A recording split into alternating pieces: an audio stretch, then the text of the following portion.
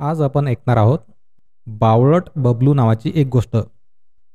बबलू नेहमी आपल्या आत्याच्या घरी जात असे. आत्या नेहमी बबलू बरोबर त्याच्या आईसाठी काहीतरी पाठवत असे.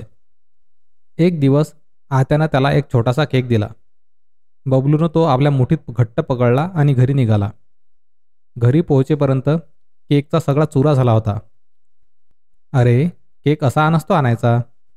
एका पानात चांगला गुंडाळून आपल्या टोपीच्या आत ठेवायचा, म्हणजे रस्त्यात माकडं पण त्रास देणार नाहीत.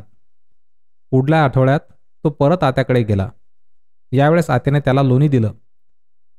बबलूनं लोणी एका पानात गुंडाळलं, आपल्या टोपीखाली लपवून घरी येऊ लागला. त्या दिवशी खूप कडक ऊन पडलं होतं. लोणी लागलं वितळायला. घरी पोहोचेपर्यंत लोणी वितळून त्याच्या चेहऱ्यावर आणि शर्टावर ओघळू लागलं. हे पाहून आई रागावली. अरे देवा, लोणी कोणी असं आणते का? ते थंड पाण्यात ठेवून आणावं लागतं. त्यानंतरच्या आठवड्यात आत्यानं त्याला एक पिल्लू दिलं. बबलूनं त्याला गार पाण्यात ठेवलं आणि घरी यायला निघाला. आईने आता डोक्यालाच हात लावला. ती म्हणाली, बिचाऱ्या पिल्लाचे काय हाल केलेस रे तू. पुढल्या वेळेस पिल्लाच्या गळ्यात दोरी बांध आणि दोरीनं दुसरं टोक आपल्या हातात घेऊन त्याला आपल्याबरोबर चालत घेऊन ये. सुट्टीत बबलू आपल्या आत्याकडे गेला. यावेळेस आत्यानं त्याला एक मोठा पाव दिला. बबलूनं पावाला एक दोरी बांधली आणि दुसरं टोक हातात घेऊन रस्त्यावरून पाव ओढत ओढत घरी घेऊन आला. हे पाहून बबलूची आई थक्कच झाली.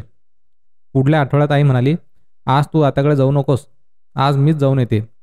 हे बघ, मी इथे पापड वाळत घातले आहेत, त्यांच्याकडे नीट लक्ष देऊन चाल.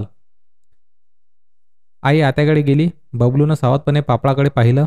मग एकेका पापडावर व्यवस्थितपणे पाऊल टाकत त्यांच्यावरून चालत गेला. आई घरी आल्यावर काय झालं हे कुणालाच माहीत नाही. तुम्हाला काय वाटतं, काय झालं असेल? तर मग मित्रांनो, कशी वाटली ही मजेदार गोष्ट?